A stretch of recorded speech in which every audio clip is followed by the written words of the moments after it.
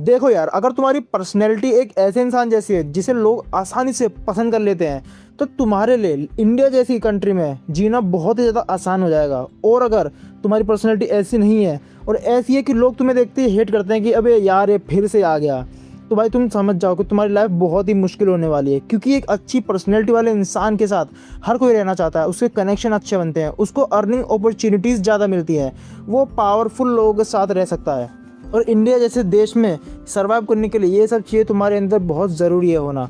तो इस वीडियो में हम बात तो ये करेंगे कि वो कौन सी 3 चीज़ें हैं जिसे तो कोई भी इंसान तुम्हें हेट करने लग सकता है, ताकि ये चीज़ें तुम गलती से भी दोहराओ ना। तो नंबर 1 पॉइंट है, वो है से समथिंग डू नथिंग।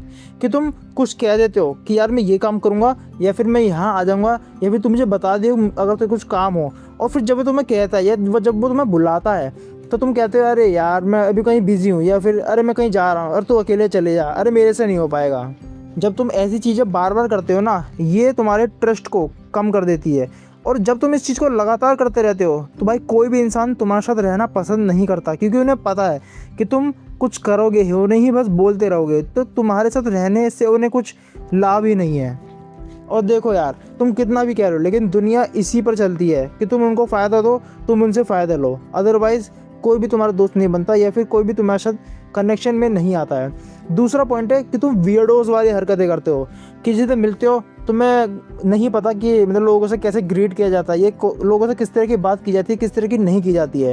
एंड देखो, ये सुनने में काफ़ी अजीब लगता है, लेकिन इंडिया में बहुत सारे लोगों को आज भी ये नहीं पता कि लोगों से कम्युनिकेट कैसे किया जाता है।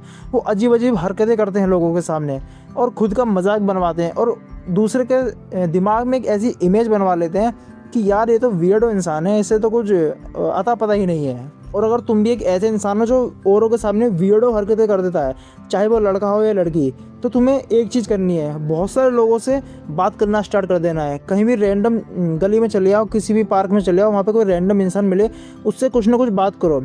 बात करने का इन द सेंस ये है कि तुम उनसे स्मॉल टॉक कर सकते हो, जैसे यार कि यहाँ पर अच्छी जगह कहाँ पे घूमने लायक, या फिर आप लोग यहाँ पे डेली आते हो कि आप, जैसे मान लो कोई क्रिकेट खेल रहा है या फिर कोई बैडमिंटन खेल रहा है, तो उससे तुम पूछ सकते हो कि भाई मुझे भी एक बार खिलाओगे, या क्या मैं खेल सकता हूँ। अब देखो, तुम्हें ये लगेगा कि अरे यार मैं क्यों पूछने जाऊँगा, यार मैं राजा महाराजाओं के नंबर का, मेरी इज्जत नहीं कम हो जाएगी।